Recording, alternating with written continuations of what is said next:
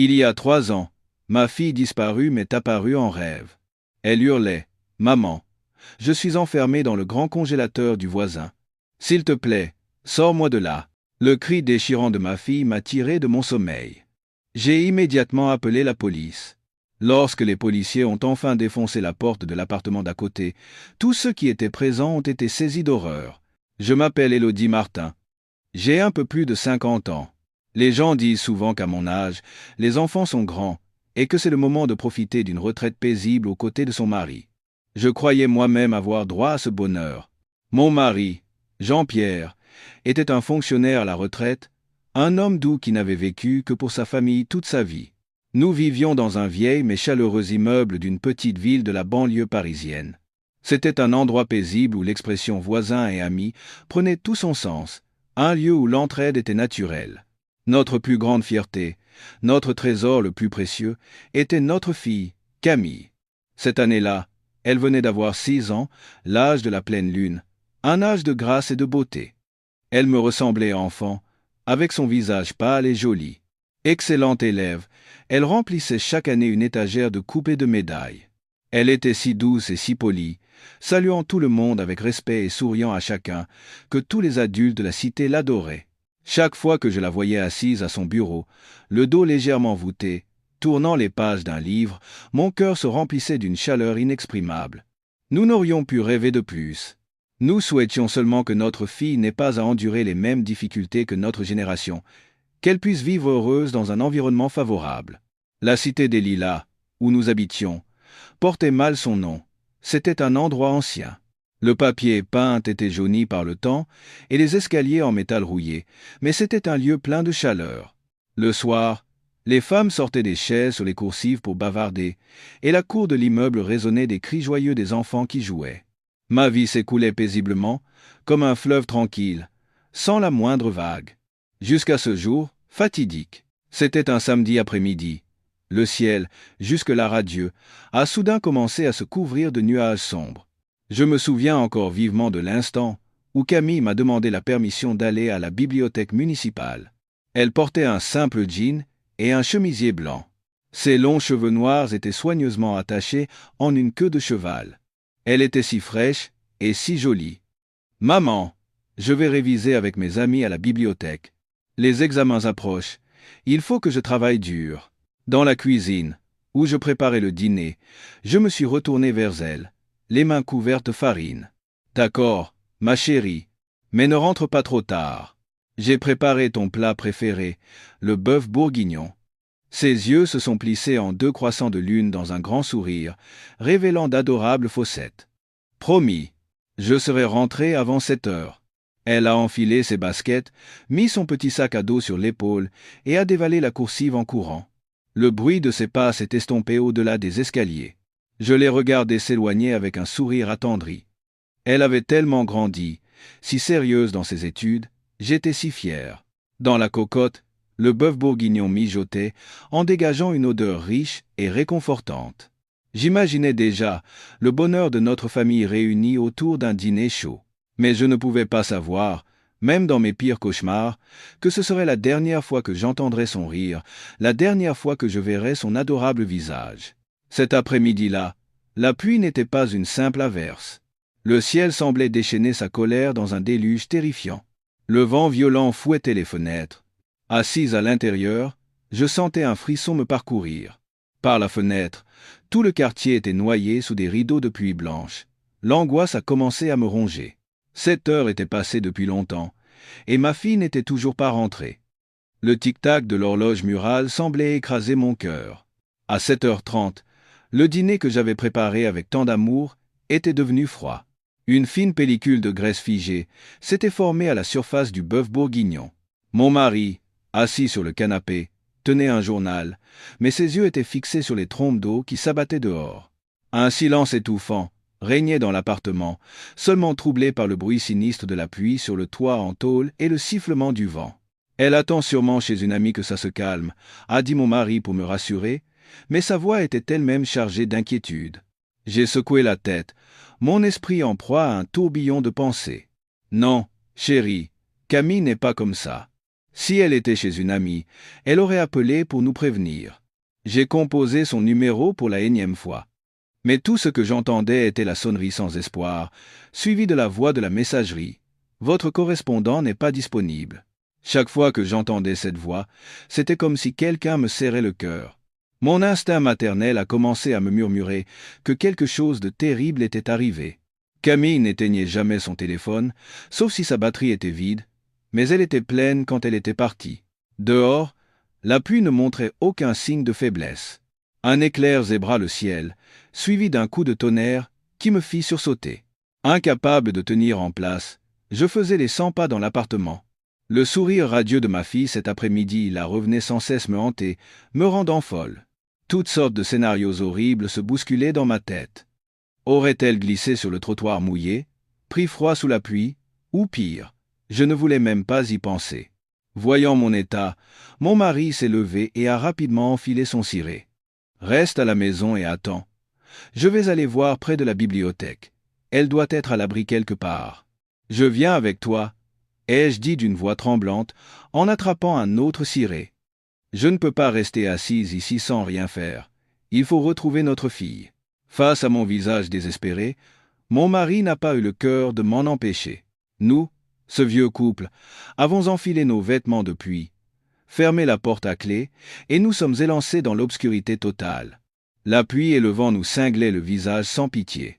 L'eau glacée s'infiltrait par le col de nos vêtements, nous faisant frissonner de tout notre corps. Mais aucun froid ne pouvait égaler la terreur qui étreignait mon cœur. Une peur invisible, tel un monstre gigantesque, menaçait de m'avaler, m'empêchant de respirer. Je ne cessais de répéter machinalement le nom de ma fille. « Camille, où es-tu? Reviens à maman, s'il te plaît. » Le quartier, déjà calme la nuit, semblait encore plus désert sous la pluie battante. La faible lueur des lampadaires se reflétait sur la route inondée, et les branches des arbres, ployant sous le vent, semblaient pousser des cris de douleur. Nos deux petites ombres titubant sous la tempête, nous avons commencé nos recherches sans espoir. Nous avons suivi le chemin familier que Camille empruntait chaque jour. La distance entre l'appartement et la bibliothèque municipale n'était que d'1 kilomètre, mais cette nuit-là, elle semblait infinie. L'eau nous arrivait déjà aux chevilles, chaque pas était une épreuve. Mon mari balayait les buissons et les dessous de porche avec une lampe de poche. Je scrutais l'obscurité, cherchant une silhouette familière qui se serait abritée de la pluie. « Camille, tu es là ?» a crié mon mari, mais sa voix a été étouffée par le bruit de la pluie. « Camille, réponds à maman. » Ai-je appelé à mon tour, la gorge nouée. Les larmes se mêlaient à la pluie sur mes joues. Mais pour toute réponse, nous n'avions que le silence effrayant de la nuit et le rugissement de la pluie qui s'intensifiait. Nous avons frappé à la porte de toutes les connaissances sur notre chemin. Les gens étaient stupéfaits de nous voir, trempés, cherchant notre fille. Mais tous nous ont dit ne pas avoir vu Camille, certains nous regardant avec des yeux pleins de pitié en soupirant. Mon cœur sombrait dans un abîme de désespoir. Lorsque nous sommes arrivés à la bibliothèque, le portail en fer était solidement fermé. Le faisceau de la lampe de poche de mon mari a traversé les barreaux, mais n'a révélé qu'une obscurité et un silence de mort. Le gardien de la loge voisine nous a dit que la bibliothèque fermait à 17 heures.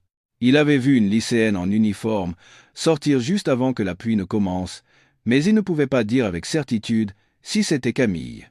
À cette heure-là, il y a tellement d'élèves qui sortent. Comment voulez-vous que je me souvienne de tout le monde? Notre dernier espoir venait de s'évanouir. Nous avons fait demi-tour, silencieux, sous la pluie battante. Nos pas étaient lourds comme du plomb. Le chemin du retour semblait si long et si froid. En arrivant à la cité, nous nous sommes accrochés à un dernier espoir et avons fait le tour de la cour en appelant notre fille. La plupart des lumières des appartements étaient éteintes, seules quelques fenêtres diffusaient une lueur blafarde. La cité des Lilas ne m'apparaissait plus que comme un bloc de béton froid et hostile. Nous sommes rentrés à la maison, trempés comme des soupes. J'ai enlevé mon ciré avec des mains tremblantes. J'étais glacé jusqu'aux os. Mon mari s'est adossé au mur, le souffle court. Ses cheveux blancs, mouillés par la pluie, le faisaient paraître 10 ans de plus. L'appartement était toujours silencieux, et le dîner sur la table, froid et intact. J'ai regardé le bureau de ma fille. Un livre était ouvert, son cartable vide posé sur la chaise. Tout était là, sauf elle. Un sentiment d'impuissance et de désespoir absolu m'a submergé. Je me suis effondré sur le sol et j'ai commencé à pleurer à chaudes larmes. Les sanglots que j'avais réprimés pendant des heures ont éclaté, impossible à arrêter. Mon mari s'est approché doucement et a passé un bras autour de mes épaules tremblantes. Dans l'appartement vide, nous, ce vieux couple, ne pouvions que nous serrer l'un contre l'autre et pleurer. Dehors, la pluie du destin continuait de hurler, comme pour tout emporter sur son passage. Cette nuit-là, il n'y avait pas une seule étoile dans le ciel. La nuit a semblé durer une éternité, et nous n'avons pas fermé l'œil une seule seconde. Au moindre bruit dans la coursive, je sursautais, pensant que c'étaient les pas de ma fille, mais le silence retombait aussitôt. À l'aube, alors que la pluie s'était calmée et que seules des gouttes tristes tombaient du rebord de la fenêtre, ma terreur a atteint son paroxysme. J'ai compris que nous ne pouvions plus attendre. « Chérie, il faut appeler la police », ai-je dit d'une voix rauque, usée par les pleurs. Mon mari, le visage creusé par une nuit blanche d'inquiétude, a hoché la tête. « Oui, allons-y, on ne peut plus attendre. » Nous nous sommes changés à la hâte et nous sommes dirigés vers le commissariat. L'air de l'aube, après la pluie, était glacial. La route était encore mouillée, quelques feuilles mortes collées à l'asphalte. Tout semblait pareil, et pourtant, la vie de notre famille avait basculé. Le commissariat était un vieil immeuble jaune de 2 étages au bout de la rue principale. Un jeune officier de garde nous a conduits au bureau de la brigade criminelle. L'homme qui nous a accueillis était l'inspecteur Dubois. Il devait avoir la quarantaine, l'air solide et déterminé. Il nous a invités à nous asseoir et nous a servi un verre d'eau chaude. « Madame, monsieur, calmez-vous et racontez-moi tout depuis le début, s'il vous plaît, » a-t-il dit d'une voix calme, cherchant à nous apaiser. J'ai ravalé mes larmes et j'ai tout expliqué aussi clairement que possible, depuis le moment où Camille avait dit qu'elle allait à la bibliothèque jusqu'à nos recherches désespérées sous la pluie. Mon mari complétait parfois les détails manquants. L'inspecteur Dubois écoutait attentivement, prenant des notes dans un carnet. Parfois, il levait la tête pour poser quelques questions. « Votre fille avait-elle des conflits avec quelqu'un? A-t-elle eu un comportement étrange récemment? Qui sont ses amis proches ?» Nous ne pouvions que secouer la tête. Camille est une fille adorable. Elle ne vit que pour ses études. Ses seuls amis sont quelques camarades de classe, et elle ne va jamais loin seule sans notre permission. Elle n'a aucune raison de se disputer avec qui que ce soit. C'est un agneau, elle n'a jamais élevé la voix sur personne. Après nous avoir écoutés, l'inspecteur Dubois est resté pensif un instant. Il a passé quelques appels, sa voix devenant sérieuse et urgente. Il nous a dit qu'il allait immédiatement déployer des moyens pour l'enquête. Nous allons d'abord vérifier toutes les caméras de surveillance entre votre domicile et la bibliothèque. Ensuite, nous irons à son lycée et chez ses amis pour recueillir des informations. Pour l'instant, rentrez chez vous et reposez-vous. Je vous appellerai dès que nous aurons du nouveau. Nous avons remercié l'inspecteur Dubois et avons quitté le commissariat le cœur lourd. Une faible lueur d'espoir commençait à naître en moi. La police pourra la retrouver. Ce sont des professionnels, ils ont du matériel, ils seront bien plus rapides que nous. Mais jour après jour, cet espoir s'est amenuisé. L'inspecteur Dubois est venu plusieurs fois chez nous pour nous tenir au courant de l'avancée de l'enquête, mais toutes les pistes menaient à une impasse. Les caméras de surveillance montraient seulement Camille sortant de la bibliothèque à 17 heures. Elle s'était ensuite dirigée vers notre cité. À un carrefour sans caméra, sa silhouette avait complètement disparu, comme si elle s'était évaporée dans les airs. La police a interrogé ses amis, ses professeurs et même les commerçants du quartier, mais personne ne l'avait vue après 7 heures. Le déluge qui s'était abattu juste après avait effacé toute trace potentielle sur la route. Pas de témoins, pas de lettre de rançon, pas le moindre appel. Ma fille avait disparu sans laisser de traces, comme une goutte d'eau dissoute dans un fleuve. Ce silence était un cauchemar atroce, pire encore qu'une mauvaise nouvelle. Le temps était un poison cruel. Au lieu de guérir la blessure, il la faisait pourrir de l'intérieur. 3 longues années se sont écoulées depuis la disparition de Camille. 3 ans, plus de 1000 jours, pendant lesquels nous avons vécu, oscillant entre la culpabilité, la douleur, l'espoir et le désespoir. Rien n'avait changé dans notre appartement. Je n'avais pas permis à mon mari de ranger ou de jeter les affaires de notre fille. Tout était conservé, tel que le jour de son départ. Sur son bureau, un livre était ouvert, sa robe préférée était toujours suspendue dans l'armoire. L'ours en peluche qu'elle serrait pour dormir était assis sur son lit.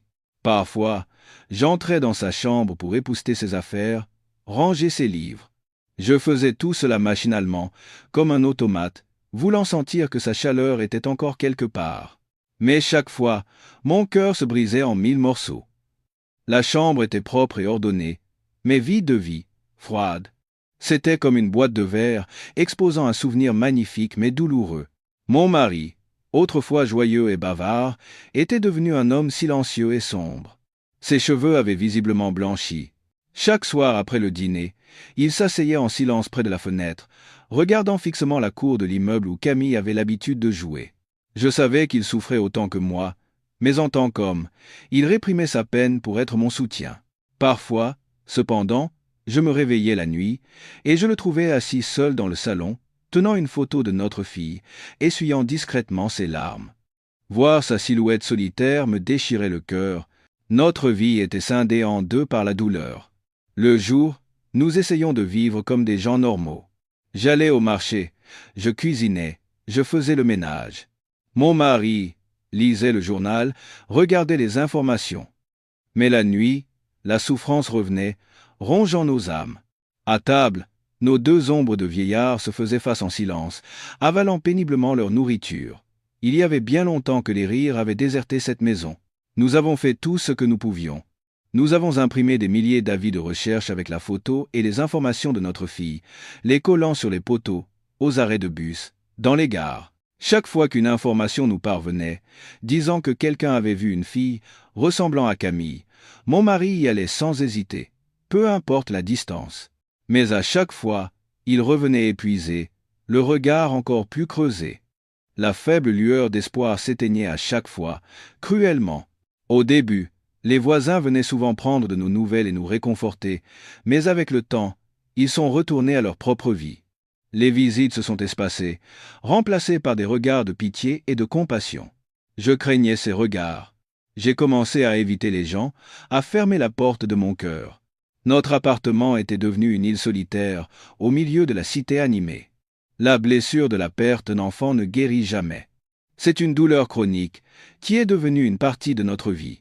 Parfois, je me demandais, jusqu'à quand devrons-nous vivre dans cet enfer? Au cours de ces 3 années de souffrance, ma santé s'est considérablement dégradée. Je souffrais d'insomnie sévère. Je passais mes nuits à me tourner et me retourner, fixant le plafond sombre, l'esprit rempli de questions sans réponse. Où est ma fille? Est-elle vivante? Est-elle morte? Si elle est vivante, pourquoi ne revient-elle pas vers nous? Des milliers de questions me torturaient chaque nuit. C'est alors que j'ai commencé à faire des rêves étranges. Ce n'étaient pas des rêves ordinaires, vagues et confus. Ils étaient si vifs qu'ils me donnaient la chair de poule. Chaque nuit, dès que je m'endormais, la même scène se répétait. Dans mon rêve, je me trouvais devant une vaste étendue d'eau. L'eau était bleue et transparente, mais si profonde qu'il était impossible d'en sonder le fond. Et de cette eau, ma fille émergeait. Elle portait les mêmes vêtements que le jour de sa disparition, et ses longs cheveux noirs flottaient à la surface. Son visage était pâle, ses yeux fermés, mais elle ne semblait pas souffrir. On aurait dit qu'elle dormait paisiblement. J'appelais son nom, j'essayais de nager vers elle, mais mon corps était pétrifié, incapable de bouger. Elle flottait ainsi, s'éloignant de plus en plus de moi. Puis, soudain, elle ouvrait les yeux. Ses yeux ne me regardaient pas, mais fixaient un autre point. Lentement, elle levait un bras et pointait son index droit dans une direction précise. Je plissais les yeux pour suivre son regard. Là où elle pointait, il y avait un immense mur de verre, et à l'intérieur, des roches volcaniques sombres et quelques arowanas rouges nageaient nonchalamment. C'était un aquarium. Mon cœur s'est mis à battre à tout rompre. J'ai reconnu cette scène. Ce mur de verre, ces arowanas, c'était l'aquarium de Monsieur Leblanc, notre voisin d'en face. Au moment où j'ai réalisé cela, l'image de ma fille et l'eau bleue ont disparu. Je me suis réveillé en sueur, le cœur battant toujours la chamade. Le rêve se répétait chaque nuit, sans le moindre changement de détail. Au début, je pensais que c'était le fruit de ma tristesse et du manque de ma fille, mais la répétition si précise du rêve m'a fait penser autrement. Pourquoi l'eau? Pourquoi l'aquarium de Monsieur Leblanc? Au plus profond de moi, mon instinct de mère criait avec force. Je ne pouvais plus considérer cela comme un simple rêve. C'est un message. Ma fille essaie de me dire quelque chose. Se pourrait-il que ma fille soit dans cet aquarium? Cette pensée folle m'a donné des frissons, mais elle ne quittait plus mon esprit, que je sois endormi ou éveillé. J'ai commencé à croire à cette histoire insensée, une croyance née de l'amour et du désespoir d'une mère qui a perdu son enfant. Armé de cette faible conviction née de mon rêve, j'ai décidé d'en parler à mon mari. Un matin, alors que nous étions assis en silence à table, j'ai pris une profonde inspiration et j'ai trouvé le courage de parler. Chérie, je rêve de Camille toutes les nuits en ce moment. Mon mari a levé la tête. Une lueur d'intérêt est apparue dans ses yeux fatigués. Quel genre de rêve? Encore.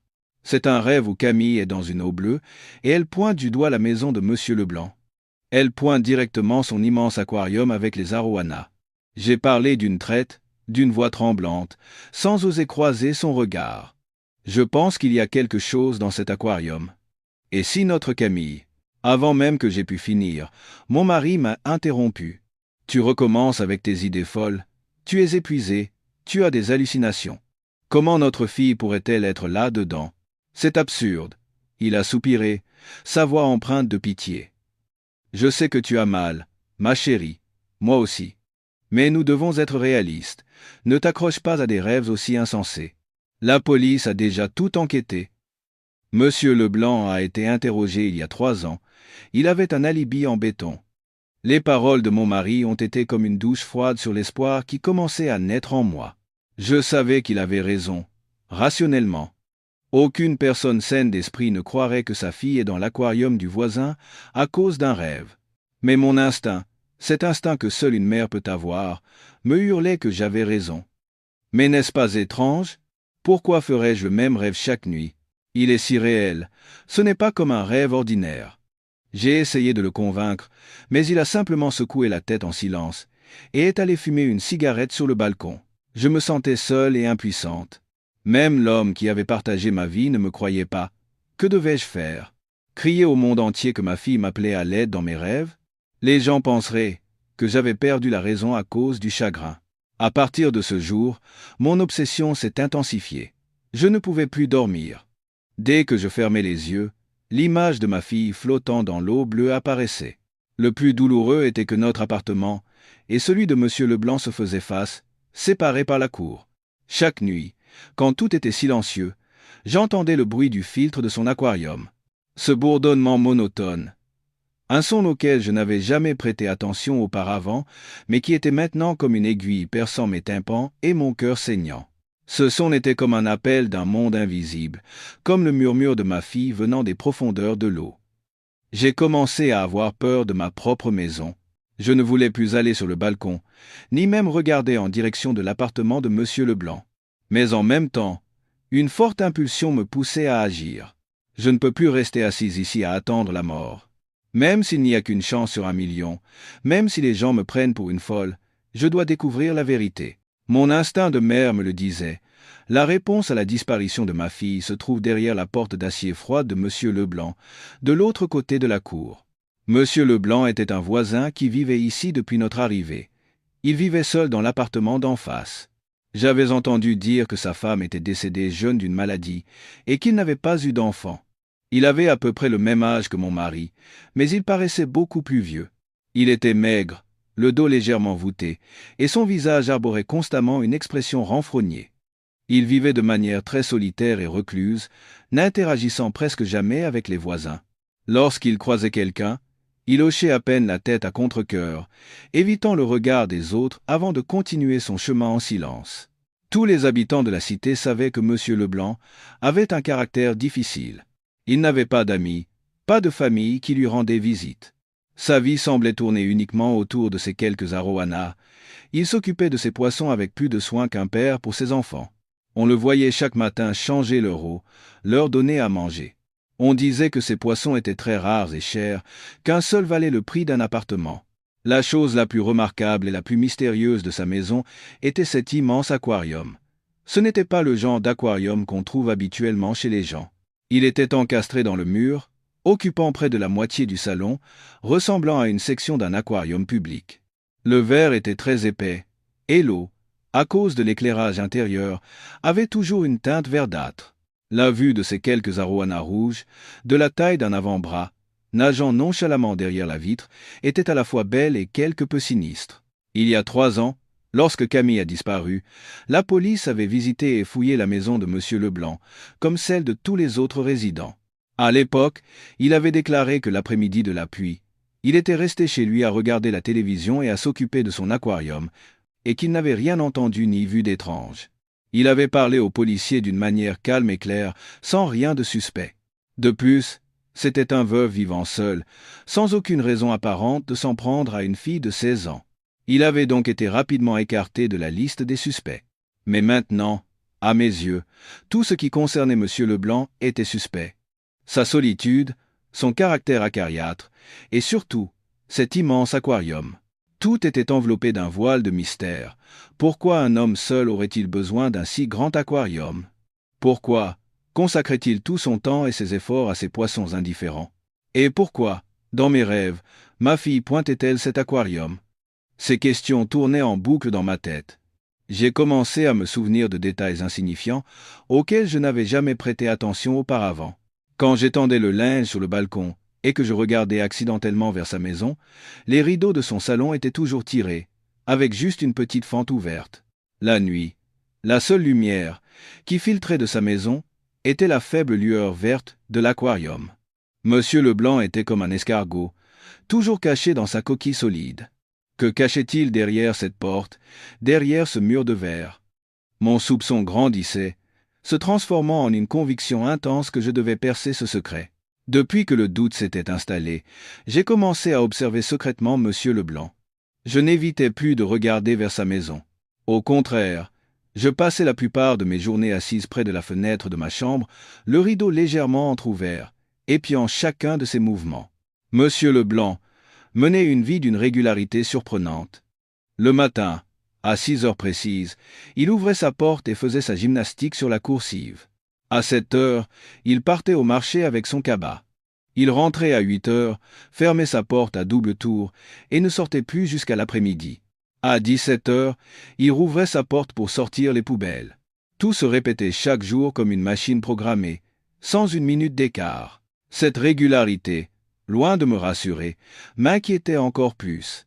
C'était comme un camouflage parfait pour dissimuler quelque chose d'anormal à l'intérieur. Ce qui attirait le plus mon attention, c'était la fenêtre de sa maison. Comme je l'avais remarqué auparavant, la fenêtre était toujours couverte par d'épais rideaux gris. Qu'il fasse beau ou qu'il pleuve, ces rideaux n'étaient jamais ouverts. Son salon semblait complètement coupé du monde extérieur. Pourquoi quelqu'un voudrait-il vivre dans un espace aussi étouffant, sans lumière du jour? Y avait-il quelque chose à l'intérieur que personne ne devait voir? Chaque soir, lorsque les lumières s'allumaient dans la cité, la lueur verte familière filtrait de sa maison. Cette lumière traversait la fente de la fenêtre et laissait une faible trace sur la coursive. Cette lueur rendait sa maison encore plus froide et sinistre. Je m'asseyais souvent en silence dans le noir, fixant cette lumière, imaginant ce qui pouvait se passer derrière les rideaux. J'imaginais ma fille, piégée là-dedans, appelant désespérément à l'aide depuis les profondeurs de l'eau bleue. Ces pensées me torturaient, mais en même temps, elles me poussaient à agir de manière plus audacieuse. Un jour, j'ai décidé de faire un petit test. L'après-midi, en voyant M. Leblanc sortir pour jeter les poubelles, je suis sorti aussi, feignant la coïncidence. J'ai affiché mon sourire le plus amical et j'ai dit « Bonjour, Monsieur Leblanc. Vous sortez faire un tour. » Il m'a regardé, surpris. La confusion se lisait dans ses yeux. Il a répondu maladroitement « Ah, oui, bonjour, je sors juste les poubelles. » J'ai posé une question d'un air détaché, comme si de rien n'était. « Comment vont vos arowanas ces temps-ci? On dit que vous vous en occupez si bien qu'ils sont magnifiques. » Dès que j'ai mentionné l'aquarium, l'expression de M. Leblanc a changé du tout au tout. Le sourire maladroit a disparu de ses lèvres, remplacé par une méfiance et un mécontentement évident. Il n'a pas répondu à ma question, a grogné quelque chose dans sa gorge, puis s'est dépêché de rentrer chez lui avec sa poubelle vide, claquant la porte derrière lui. Le bruit de la porte en métal a résonné bruyamment sur la coursive. Sa réaction m'a laissé sans voix. Je n'avais fait que prendre des nouvelles de ces poissons. Pourquoi une telle attitude? Il était clair qu'il avait quelque chose à cacher. Tout ce qui touchait à l'aquarium le rendait tendu et sur la défensive. Cette réaction anormale, bien qu'un détail mineur, a transformé mon soupçon en certitude. Monsieur Leblanc avait un secret, et je croyais que ce secret était lié à la disparition de ma fille. Après avoir été sèchement rabroué par Monsieur Leblanc, j'ai compris que je ne pourrais pas l'approcher par des moyens ordinaires. Il avait commencé à se méfier de moi, et pour connaître la vérité, je devais entrer chez lui et voir cet aquarium de mes propres yeux. Un plan audacieux et risqué a commencé à prendre forme dans mon esprit. J'ai décidé d'utiliser une habitude courante entre voisins, emprunter des choses insignifiantes comme du sel, du sucre ou des oignons. C'était le prétexte parfait pour frapper à la porte de quelqu'un sans éveiller les soupçons. J'ai choisi le matin, après que M. Leblanc soit revenu du marché et soit chez lui. Debout devant sa porte en acier froide, mon cœur battait à tout rompre. J'ai pris une profonde inspiration pour me calmer, et d'une main tremblante, j'ai frappé. Toc, toc, toc. Un instant plus tard, j'ai entendu le bruit de chaussons traînant à l'intérieur, puis la porte s'est entr'ouverte. Monsieur Leblanc m'a regardé d'un air suspicieux. « Qu'est-ce que vous voulez ?» J'ai pris l'expression la plus naturelle possible, et j'ai tendu un bol vide. « Monsieur Leblanc, je suis désolé de vous déranger. Je n'ai plus de sel, et je suis en train de préparer le déjeuner. Pourriez-vous m'en prêter un peu? Je vous le rendrai dès que j'irai au marché. » Monsieur Leblanc m'a fixé d'un air méfiant. Il a hésité un long moment, j'ai cru qu'il allait refuser et me fermer la porte au nez. Mais être que ma raison était trop banale et plausible. Finalement, il a dit d'un ton bourru, « D'accord, entrez. » Il a ouvert la porte juste assez pour que je puisse me glisser à l'intérieur. Dès que je suis entré, une odeur d'eau stagnante et de nourriture pour poisson m'a piqué le nez. Dehors, il faisait grand jour, mais l'intérieur était sombre et humide. Et puis je l'ai vu. L'immense aquarium qui est apparu devant moi était écrasant et terrifiant. Il était encore plus grand que je ne l'avais imaginé. La lumière verdâtre qui en émanait illuminait tout, plongeant le salon dans une teinte étrange. D'énormes arowanas rouges nageaient lentement et gracieusement, comme des fantômes.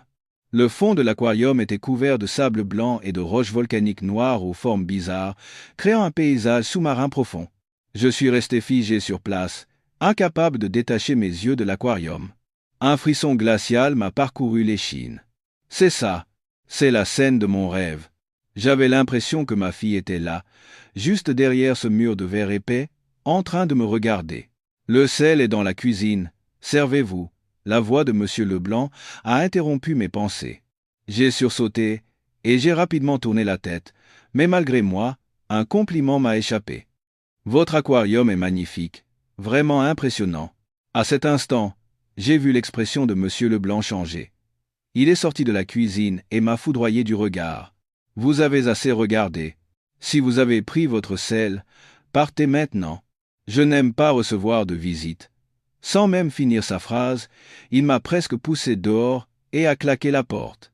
Je suis resté abasourdi sur la coursive, le bol vide toujours à la main. Je n'avais pas eu une pincée de sel, mais j'avais obtenu ce que je voulais. Sa réaction grossière et méfiante lorsque j'ai complimenté l'aquarium. C'était la preuve la plus certaine. Il avait peur. Il avait peur que quelqu'un s'intéresse à cet aquarium. S'il ne s'agissait que d'un simple aquarium, pourquoi aurait-il peur? Mon instinct avait raison, mes rêves avaient raison. Sous cette eau bleue se cache un terrible secret, et j'ai juré, même au péril de ma vie, de le faire éclater au grand jour. De retour chez moi, j'ai claqué la porte et je me suis adossé contre elle, le souffle court. Mon cœur battait toujours comme un tambour de guerre. L'image de cet aquarium sinistre et l'attitude de M. Leblanc ne quittaient pas mon esprit. La peur initiale a rapidement laissé place à un autre sentiment, la colère. Une rage intense a commencé à brûler en moi. Cet homme, ce voisin acariâtre dont nous ne nous étions jamais méfiés pendant toutes ces années. Qu'avait-il caché dans cette maison pendant 3 ans? Qu'avait-il fait à ma fille? Plus j'y pensais, plus la colère devenait insupportable. J'ai serré les poings et j'ai fait les 100 pas dans l'appartement. J'aurais aimé avoir la force de défoncer sa porte, de tout retourner et de trouver ma fille. Mais je savais que je ne pouvais pas agir seul. Je n'étais qu'une femme sans pouvoir. J'avais besoin de l'aide de la loi. Cette fois, Je ne laisserai personne ignorer mes paroles. J'avais des preuves. Même si ce n'était que mon instinct et la réaction suspecte de Monsieur Leblanc, pour moi, c'était plus certain que n'importe quelle preuve matérielle. J'ai cherché mon mari. Il était dans la chambre, en train de lire le journal. Je lui ai tout raconté, depuis ma ruse pour entrer chez lui jusqu'à sa colère paniquée lorsque j'ai mentionné l'aquarium. Tu comprends maintenant. Il y a quelque chose qui ne va pas. S'il n'avait rien à se reprocher, pourquoi réagirait-il comme ça? Il y a forcément quelque chose dans cet aquarium. Chérie, il faut appeler la police tout de suite. Ma voix était ferme, sans la moindre hésitation. Cette fois, mon mari ne m'a pas ignoré. En écoutant mon récit, son visage s'est durci, ses sourcils épais se sont froncés, signe de profonde réflexion. Peut être que la conviction dans mes yeux et ma voix l'a persuadé, ou peut être qu'au fond de lui, il commençait aussi à sentir que quelque chose n'allait pas. Il est resté silencieux un instant, puis a hoché la tête. D'accord. Allons au commissariat. Cette fois, nous exigerons qu'ils enquêtent jusqu'au bout. Les paroles de mon mari ont été comme un poids énorme qui s'enlevait de mes épaules. Enfin, quelqu'un me croyait et se tenait à mes côtés. Nous n'avons pas perdu une minute. Nous nous sommes changés à la hâte, avons fermé la porte et nous sommes rendus directement au commissariat. Lorsque j'ai revu l'inspecteur Dubois, mon attitude était complètement différente. Je n'étais plus la mère éplorée, suppliant dans le désespoir. Devant lui se tenait une mère brûlant de colère et de détermination, prête à obtenir justice pour sa fille. J'ai de nouveau expliqué tous mes soupçons, en insistant sur les rêves récurrents, et surtout sur la réaction anormale de Monsieur Leblanc. Inspecteur, je sais que ce que je dis peut paraître insensé, mais l'instinct d'une mère ne se trompe pas. S'il vous plaît, juste pour cette fois, croyez-moi, faites fouiller l'aquarium de Monsieur Leblanc. Je sens que ma fille est très proche, et la réponse est là. Si, cette fois encore, vous ne trouvez rien, j'assumerai toutes les conséquences. Vous pourrez même m'inculper pour entrave à la justice, j'accepterai ma peine. J'ai presque crié ces derniers mots, les larmes coulant sur mes joues. Mon mari a posé une main sur mon épaule et a regardé l'inspecteur Dubois avec des yeux suppliants. La douleur réprimée pendant 3 ans était devenue une force que rien ne pouvait briser. Nous étions déterminés à ne pas partir sans une réponse satisfaisante. L'inspecteur Dubois a écouté notre histoire en silence. Son visage était impassible, mais ses sourcils étaient froncés. C'était un enquêteur expérimenté, habitué aux affaires complexes et à la douleur des familles des victimes. Il comprenait que les personnes désespérées pouvaient s'accrocher aux croyances les plus irréalistes. Quand j'ai eu fini de parler, il est resté assis en silence, tapotant légèrement son bureau du bout des doigts. Son silence rendait l'air du bureau encore plus lourd. J'attendais, le souffle coupé, priant en mon fort intérieur. Finalement, il a parlé, sa voix toujours calme et basse. « Madame, je comprends et je compatis pleinement à votre douleur, mais vous devez aussi comprendre notre position. La loi fonctionne sur la base de preuves. Nous ne pouvons pas perquisitionner le domicile d'un citoyen ordinaire sur la simple base d'un rêve et d'un instinct. Il y a 3 ans, nous avons enquêté de manière approfondie sur Monsieur Leblanc. Il n'avait aucun mobile, et aucune preuve le liant à l'affaire n'a été trouvée. Mon cœur s'est serré. Encore une fois, la logique rationnelle, la procédure. Je savais qu'il avait raison, mais comment l'accepter? Mais sa réaction, alors? Pourquoi a-t-il eu si peur quand j'ai parlé de l'aquarium? N'est-ce pas une preuve? Ai-je rétorqué d'une voix indignée. Cela pourrait simplement être dû à son caractère difficile, au fait qu'il n'aime pas que les autres se mêlent de sa vie privée. C'est insuffisant pour constituer une preuve légale, madame, a expliqué calmement l'inspecteur. J'étais désespéré. Tous mes efforts semblaient vains. Les larmes ont recommencé à couler. C'est alors que mon mari, qui était resté silencieux, a pris la parole. Sa voix était rauque et lente, mais chargée de poids. Inspecteur, je sais que ma femme peut être dans un état d'excitation extrême en ce moment. Mais regardez-la. Depuis 3 ans, elle n'a pas dormi une seule nuit paisible. Elle vit comme une morte vivante à cause de notre enfant. C'est son seul espoir maintenant, aussi mince soit-il. Je ne sais pas si son instinct a raison ou tort, mais je crois en l'amour d'une mère. Ayez pitié de nous, ce vieux couple, et aidez-nous juste une fois. Vérifiez simplement l'aquarium. S'il n'y a rien, Nous ne vous dérangerons plus jamais. Nous l'accepterons comme notre destin. En terminant sa phrase, mon mari s'est agenouillé sur le sol. Cet homme qui avait vécu toute sa vie la tête haute, qui ne s'était jamais incliné devant personne, était maintenant à genoux devant un homme qui aurait pu être son fils. J'ai été choqué et j'ai essayé de le relever, mais il a repoussé ma main. Le geste de mon mari a décontenancé l'inspecteur Dubois. Il s'est levé d'un bond et s'est approché de lui. « Monsieur, ne faites pas ça. Relevez-vous, s'il vous plaît. » Il nous a regardés tour à tour, moi qui pleurais en silence, et ce vieil homme respectable qui le suppliait en s'humiliant. J'ai vu une lueur de compassion et de pitié dans ses yeux.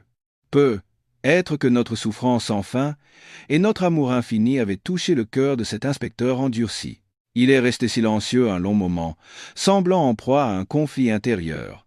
Finalement, il a poussé un long soupir. « D'accord. Relevez-vous tous les deux. Je ne peux pas obtenir de mandat de perquisition, mais je peux former une équipe pour visiter la maison de M. Leblanc sous le prétexte d'un contrôle de sécurité et de prévention des incendies. C'est une activité régulière dans le quartier. Au cours de ce contrôle, nous pourrons jeter un coup d'œil attentif autour de l'aquarium. De cette façon, nous ne violerons pas la loi et nous pourrons apaiser vos doutes. » En entendant ces paroles, j'ai cru que j'allais m'évanouir. Je n'en croyais pas mes oreilles. L'espoir a jailli en moi, plus intense que jamais. Mon mari et moi nous sommes regardés, pleurant de joie. Nous avons serré la main de l'inspecteur Dubois, le remerciant encore et encore. Il n'avait pas seulement agi avec la raison d'un policier, mais aussi avec le cœur d'un homme. Cet après-midi-là, l'inspecteur Dubois a tenu sa promesse. Une équipe de 3 personnes, dont lui, est arrivée à la Cité des Lilas. Ils étaient en civil et dans une voiture banale pour ne pas attirer l'attention. L'inspecteur nous a demandé de rester tranquillement à l'intérieur, comme si de rien n'était, pour ne pas alerter Monsieur Leblanc.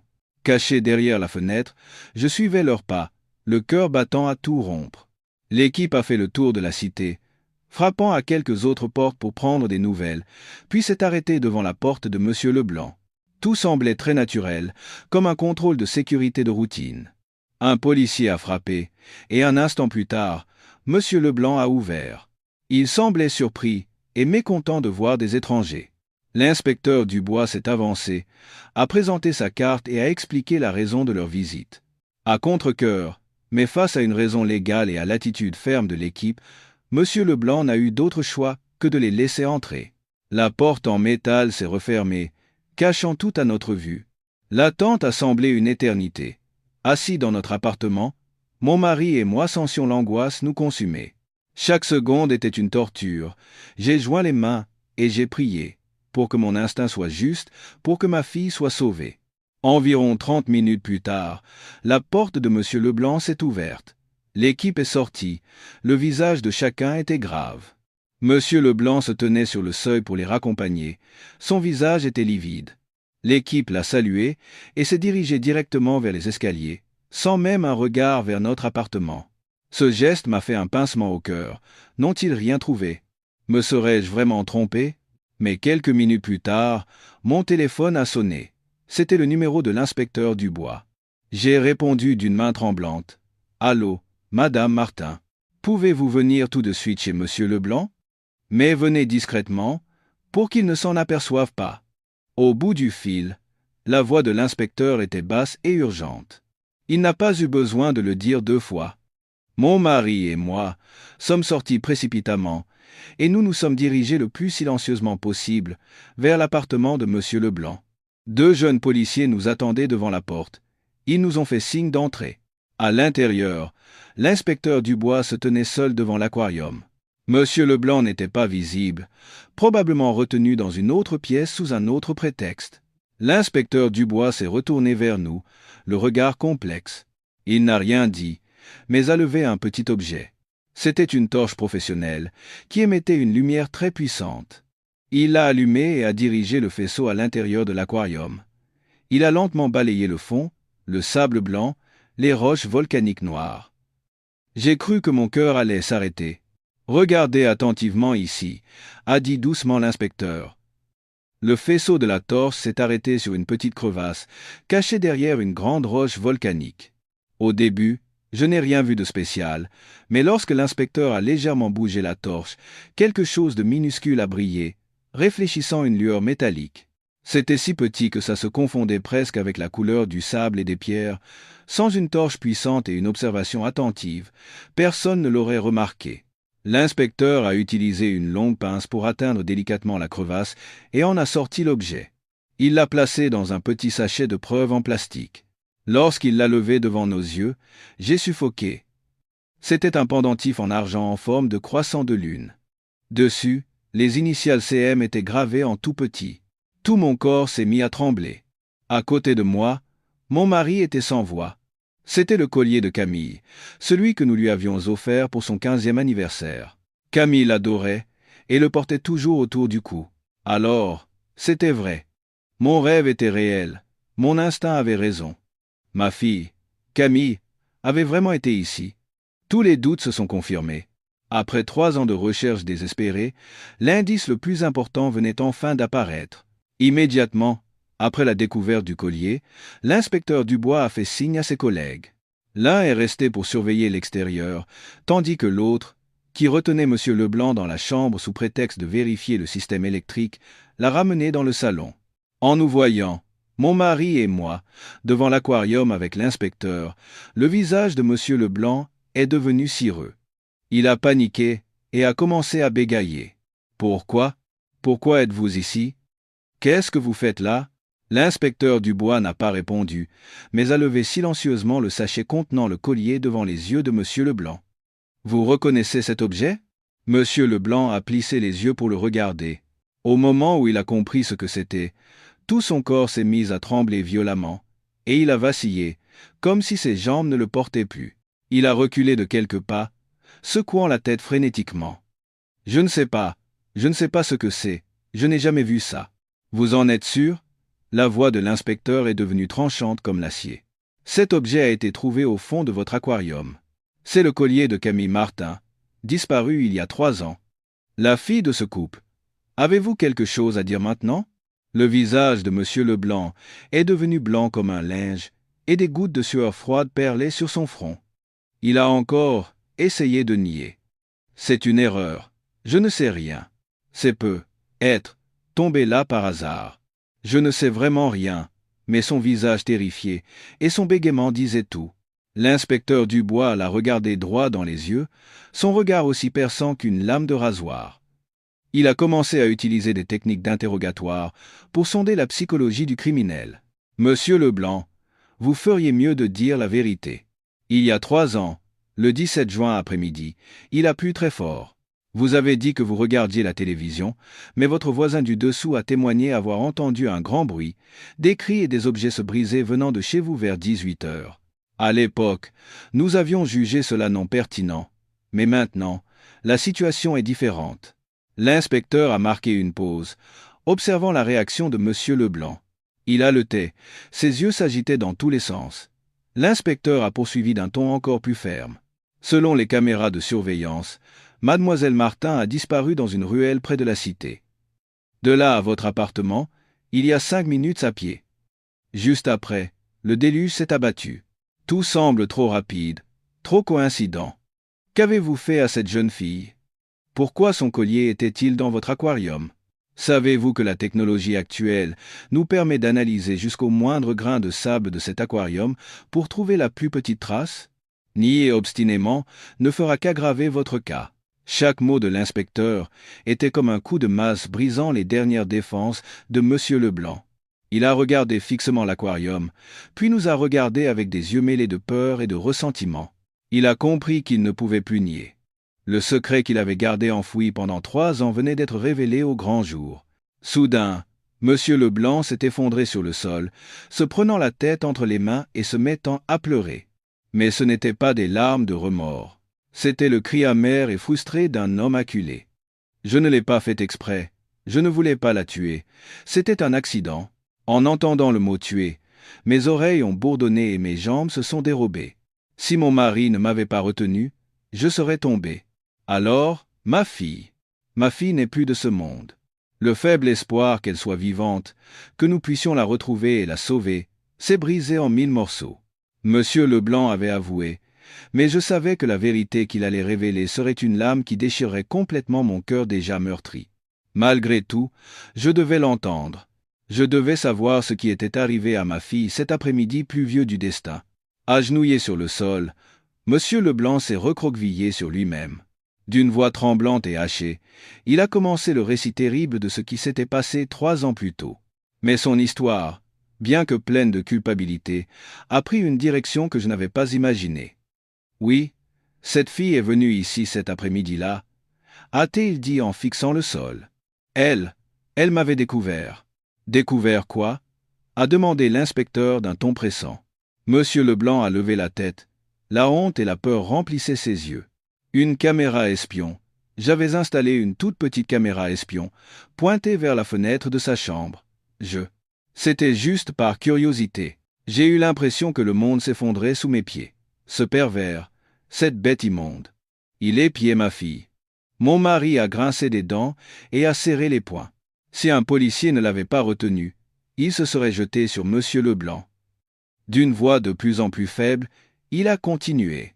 Ce jour-là, je ne sais pas comment, mais elle l'a trouvé et est venue chez moi avec la caméra pour me confronter. Elle a dit qu'elle allait appeler la police. J'ai eu si peur. Je l'ai supplié de ne pas le faire. J'ai promis que j'enlèverais tout, mais elle n'a rien voulu entendre. Et ensuite, qu'est-ce que vous lui avez fait? A insisté l'inspecteur.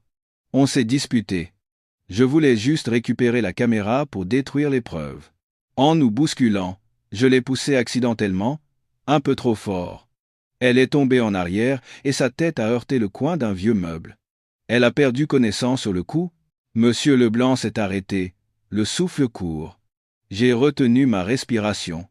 Mon cœur semblait s'être arrêté. J'ai complètement paniqué. J'avais peur qu'elle se réveille et appelle la police. J'irai en prison. Dehors, la pluie a commencé à tomber à verse. Une idée folle m'est venue à l'esprit. La cacher, pour que les gens pensent qu'elle avait disparu à cause de la pluie.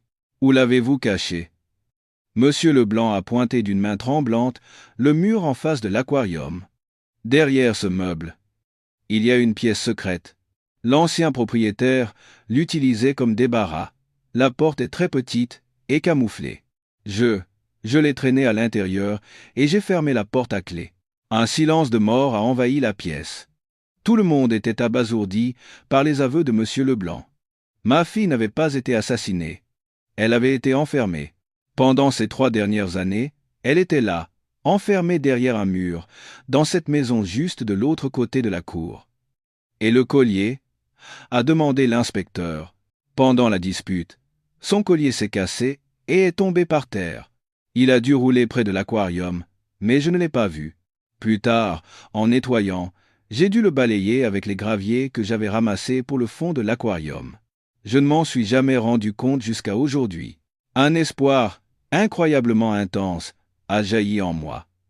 Ma fille est vivante. Elle est encore vivante. La douleur intense que j'avais ressentie en pensant qu'elle était morte a disparu en un instant, remplacée par une joie et un espoir extrême. Même si elle avait été enfermée, même si elle avait souffert l'indicible, ma fille respirait encore, elle était encore de ce monde. Où est cette pièce? Ouvrez-la tout de suite, a hurlé l'inspecteur, perdant son calme habituel. Comme une marionnette désarticulée, Monsieur Leblanc s'est levé en titubant et a conduit l'équipe vers le vieux meuble en bois. Après avoir tâtonné un instant, il a retiré un panneau de bois camouflé à l'arrière. Une petite porte en fer rouillé est apparue.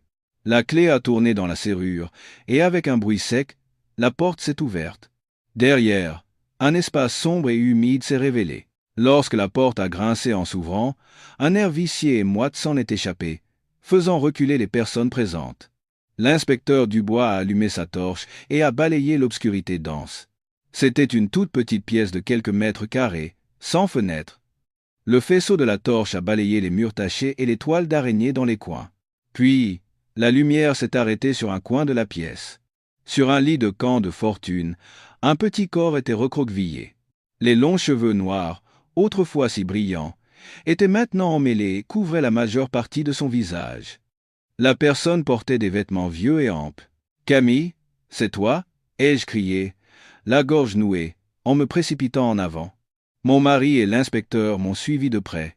Au son de ma voix, le corps a légèrement bougé, puis s'est lentement redressé.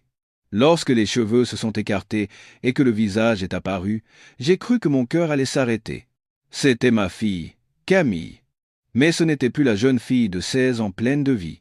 Son visage était pâle et émacié, ses grands yeux cernés remplis de peur et de confusion face à la lumière et aux étrangers.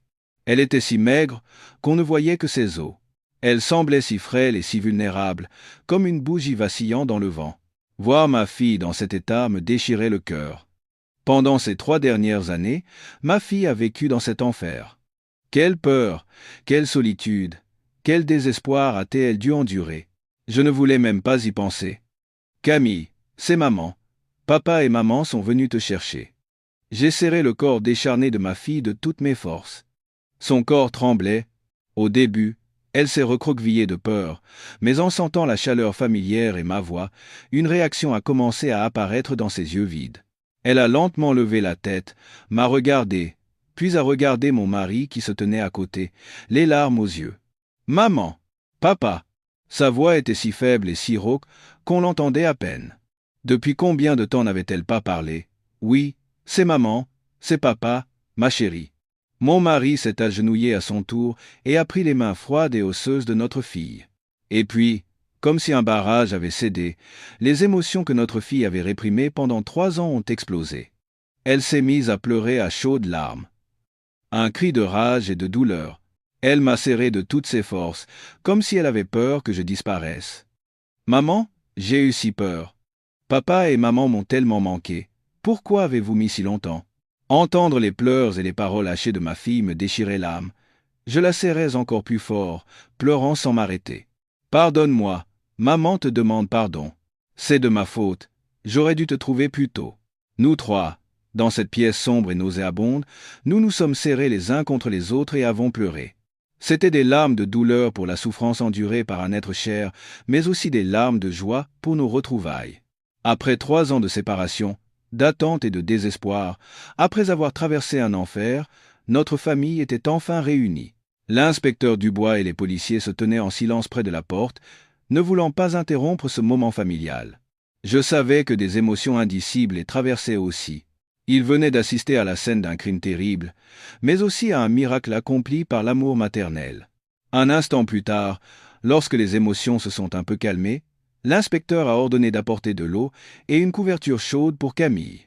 Il a appelé une ambulance pour la transporter à l'hôpital afin de vérifier son état de santé. Lorsqu'un policier l'a portée pour la sortir de cette pièce sombre, pour la première fois en 3 ans, Camille a vu la lumière du jour. Elle a plissé les yeux, la peur encore présente sur son visage, mais dans ses yeux, j'ai vu une lueur de vie scintiller. Ma fille était sauvée. La vie de ma fille et la vie de notre famille venaient de renaître. Pendant que ma fille était transportée à l'hôpital, Monsieur Leblanc, menotté, a été emmené au commissariat. Son visage était vide de toute vie. Il était devenu un tas de cendres. Il marchait en titubant, le dos complètement voûté. C'était comme si le poids de son crime l'avait complètement écrasé. La nouvelle de la découverte d'une jeune fille séquestrée pendant 3 ans a secoué toute la petite ville. Les habitants de la cité sont sortis en masse, tous abasourdis, le visage incrédule. Ils ne pouvaient pas croire que leur voisin solitaire et acariâtre, qu'ils voyaient tous les jours, était un monstre à visage humain. Ils le regardaient avec des yeux pleins de colère et de dégoût.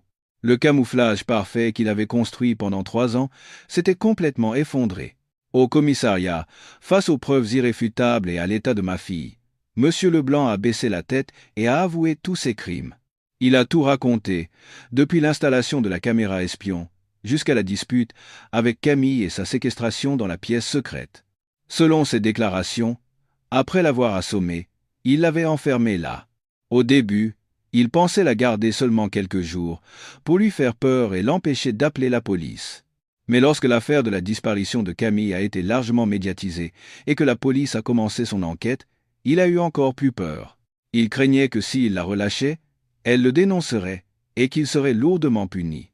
Cette peur l'a transformé en bête, et il a pris la décision encore plus cruelle de la séquestrer pour toujours pour la faire taire. Pendant ces 3 années, il a traité ma fille comme un animal. Chaque jour, il lui donnait juste assez de riz froid et d'eau pour ne pas qu'elle meure de faim. Il ne lui parlait jamais, ne la laissait jamais voir la lumière du jour, ne lui donnait ni livre, ni aucune activité. Il voulait la transformer en une idiote, privée de mémoire et de capacité de communication, pour que plus tard, si elle était découverte, son témoignage n'ait aucune valeur. En entendant ces déclarations, rapportées par l'inspecteur Dubois, mon mari et moi avons senti nos forces nous abandonner. Le crime de M. Leblanc était bien plus horrible que nous ne l'avions imaginé. Il n'avait pas seulement volé 3 ans de la jeunesse de ma fille, il l'avait complètement détruite, physiquement et mentalement. Ma colère a atteint son paroxysme. Je ne souhaitais qu'une chose, que la justice le punisse de la manière la plus juste qui soit. Quelques mois plus tard, le procès a eu lieu. Le procès de M. Leblanc a attiré l'attention de toute la ville. Au tribunal, il gardait la tête baissée, n'osant regarder personne. Dans sa déclaration finale, il a présenté ses excuses à notre famille d'une voix à peine audible et a demandé la clémence. Mais son crime était impardonnable.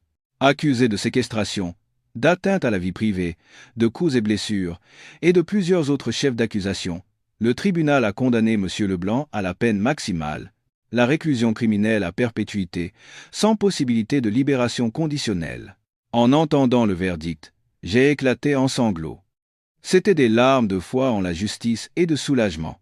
Ce verdict ne pourrait jamais compenser les blessures de ma fille et de notre famille, mais au moins, ce monstre paierait pour ses actes. La justice, même si elle était tardive, avait enfin été rendue. Le monstre était en cage, et il ne pourrait plus jamais faire de mal à personne. Le verdict de M. Leblanc a été une libération mentale, mais le chemin de la guérison de ma fille ne faisait que commencer. 3 ans de séquestration dans le noir avaient laissé de graves séquelles. À l'hôpital, les médecins ont diagnostiqué chez Camille une grave malnutrition, une atrophie musculaire due au manque d'exercice, et surtout, de graves problèmes psychologiques. Elle souffrait d'un trouble de stress post-traumatique. Elle avait peur du noir et des espaces clos, et sursautait au moindre bruit fort. Elle était devenue silencieuse, introvertie, avec toujours un regard confus et effrayé. Voir ma fille ainsi me brisait le cœur. Après sa sortie de l'hôpital, nous avons décidé de vendre notre appartement à la Cité des Lilas. Cet endroit était lié à des souvenirs trop douloureux. Nous avons acheté une petite maison avec un jardin ensoleillé en périphérie. Nous espérions que ce nouvel environnement paisible aiderait notre fille à se rétablir. Les premiers jours dans notre nouvelle maison ont été très difficiles. Camille n'arrivait pas à se défaire des ombres du passé. La nuit, elle criait dans ses cauchemars, et le jour, elle restait assise seule dans sa chambre, regardant fixement par la fenêtre. Mon mari et moi sommes restés à ses côtés chaque jour, avec patience. Je lui préparais les bons petits plats qu'elle aimait autrefois, je lui racontais des histoires amusantes, nous regardions des comédies ensemble. Mon mari s'occupait du jardin et a planté de nombreux rosiers, ses fleurs préférées. Il lui a aussi acheté un petit chiot pour lui tenir compagnie, que nous avons appelé Espoir. Nous avons également emmené notre fille voir régulièrement une psychologue. C'était une femme d'âge mûr, très douce et compréhensive, qui a patiemment parlé avec notre fille, l'a écoutée et, grâce à des thérapies adaptées, l'a aidée à s'ouvrir peu à peu. Le processus de guérison était très lent, mais nous n'avons pas abandonné. L'amour familial était le meilleur des remèdes. Peu à peu, j'ai commencé à voir des changements positifs chez ma fille. Elle parlait un peu plus.